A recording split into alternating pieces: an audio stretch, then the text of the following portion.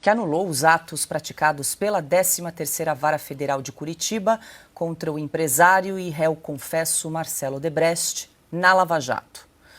O Gonê solicita que Dias Toffoli reconsidere a decisão ou que o caso seja enviado ao plenário da Corte se o pedido da PGR não for atendido. Na manifestação, o procurador argumenta que o ministro Toffoli anulou as decisões da Vara de Curitiba, mas não invalidou o acordo de colaboração premiada firmado por Marcelo Odebrecht. Abre aspas. Se o acordo de colaboração celebrado na Procuradoria-Geral da República não pode ser tido como nulo, e não o foi pela decisão agravada, não há falar em nulidade dos atos processuais praticados em consequência direta das descobertas obtidas nesse mesmo acordo. Fecho aspas para um trecho da manifestação aí do PGR. Paulo Gonê ressaltou ainda que os acordos de delação premiada dos executivos da Odebrecht foram fechados com a própria PGR e não pela Força Tarefa de Curitiba. Hoje, quarta-feira, quero dar as boas-vindas. Silvio Navarro, muito boa noite. Quero ouvi-lo aí sobre essa manifestação, do Procurador-Geral da República, Paulo Gonê, que pediu, então, que o ministro Dias Toffoli ou reconsidere a decisão, que é muito difícil e pouco provável, Silvio? Ou que o caso seja, então, levado ao plenário do Supremo Tribunal Federal, caso o pedido aí do Procurador-Geral da República não seja atendido pelo ministro Dias Toffoli. Muito boa noite. Boa noite, Paula. Boa noite, Piotr, Cauti, Augusto. Boa noite para quem nos acompanha. O Procurador-Geral da República verbaliza, vocaliza, coloca no papel tudo aquilo que nós temos dito ao longo de semanas. Aliás, a própria imprensa tradicional aparentemente despertou para aquela que é a maior excrescência da história do judiciário, a anulação de todas as multas, a anulação das condenações, a anulação do processo envolvendo a Odebrecht, a empresa que estava no epicentro da Lava Jato, no epicentro do Petrolão. Esse escândalo aumentativo e sem precedentes na história, não só do Brasil, como do mundo. Olha, Paula, o que o Procurador-Geral da República aponta são tecnicidades, e bastaria isso para que o próprio Pleno se manifestasse contra a decisão monocrática, algo que virou regra do ministro Dias Toffoli. Não há sentido nenhum na decisão do ministro Dias Toffoli. Primeiro ponto é a questão da jurisdição. Não era o foro adequado. Segundo ponto, a delação do Marcelo Odebrecht ela não foi anulada. Ou seja, ele continua sendo réu confesso. Então, como pode, com base no uso da operação spoofing, ou seja, da Vaza Jato, aquelas conversas supostamente, eu jamais uso supostamente numa frase, mas aqui eu vou usar, supostamente trocadas entre procuradores da Força Tarefa de Curitiba e o então juiz Sérgio Moro, foram usadas como prova, uma vez que elas eram alvo de ato criminoso, hackeamento, foram obtidas de forma ilegal. E por que eu estou usando supostamente? Porque jamais houve uma perícia oficial com amplo direito de defesa.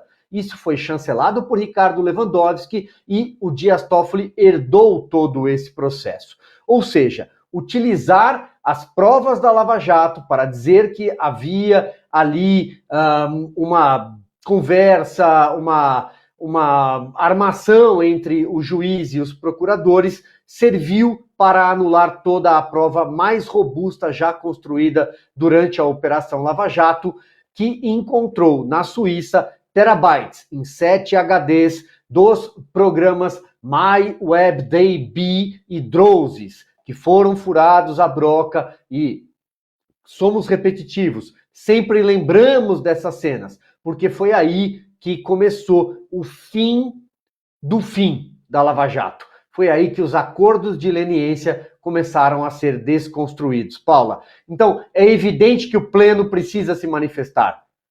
Do contrário, serão todos cúmplices dessa ação de Dias Toffoli, que atuou como ministro do Supremo, mas na verdade era um advogado informal da Odebrecht.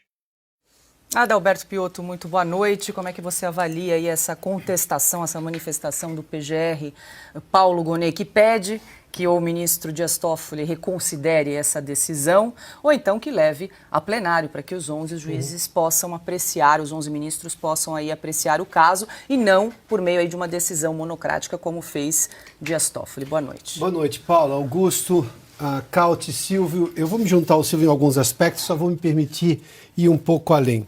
Acho até, viu, Augusto, eu vou lhe pedir licença, acho que vou me antecipar alguma coisa que você vai dizer. O que o procurador está dizendo é o que o Marcelo Odebrecht disse, ele disse mesmo. Não pode ser apagado. Marcelo Odebrecht deu aquele depoimento em uma colaboração premiada de livre e espontânea vontade. Ele estava acompanhado dos advogados. Nós já reproduzimos cenas aqui do depoimento do Marcelo Odebrecht em que você não o vê ali, digamos, assodado pela pressão de procuradores, sob a arma na cabeça. Não, nada disso. O que o procurador está dizendo aqui é quase que uma lógica semântica. Se o sujeito falou, e ele falou de forma muito, convenhamos, né, de forma muito clara, não pode ser apagado. Mas vamos lá, tem um pouco mais que isso. Ele aplica um conceito de lógica jurídica. Se a colaboração, o depoimento do Marcelo Odebrecht, como já citou aqui o Silvio, não foi anulado, como é que eu não posso ou devo desconsiderar este fato na análise que aí vem um problema absolutamente monocrática de um juiz do Supremo, no caso de Dias Toffoli, que ofende a própria história, inclusive no que o Supremo jogou contra a Lava Jato. Porque, vamos lá, duas decisões são talvez as maiores da relação, digamos, ambígua do Supremo com a Operação Lava Jato. Aquela decisão, por exemplo, da derrubada da segunda instância, de prisão depois de segunda instância, o que permitiu, por exemplo, que permitiria, por exemplo, Lula se candidatar, mas mais que isso. Aquela decisão também da mudança do CEP, né? O CEP de Curitiba não vale para esse julgamento, o que é também uma excrescência jurídica, mas ambas essas decisões foram referendadas pelo Pleno do Supremo. Como é que agora um juiz, de forma monocrática, quer apagar um depoimento que não foi apagado, não pode ser apagado, e essa é a alegação, inclusive, do próprio PGR.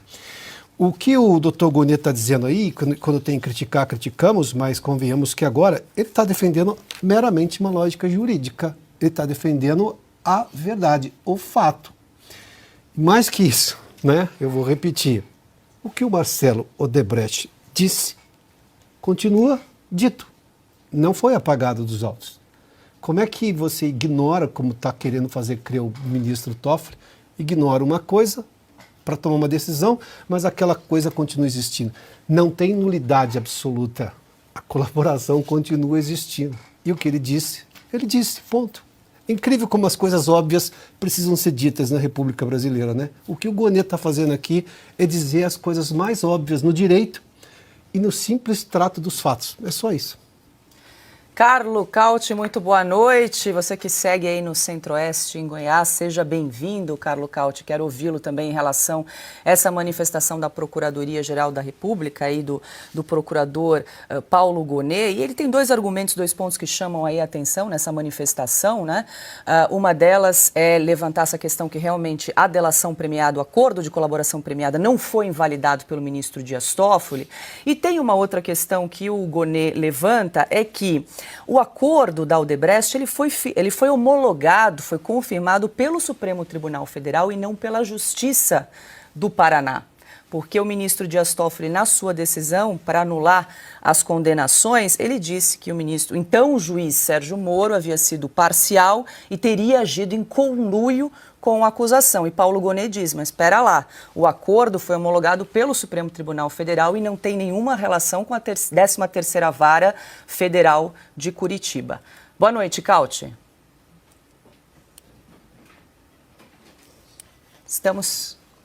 A gente não está te ouvindo ainda. Ainda não? Então, enquanto a gente restabelece o som de Carlo Cauti, jogo aqui para Augusto Nunes. Muito boa noite, seja bem-vindo, Augusto. Boa noite, Paula, nossa chefe. Boa noite, grande Piotto. Prazer estar com você aqui. Meu irmão Silvio,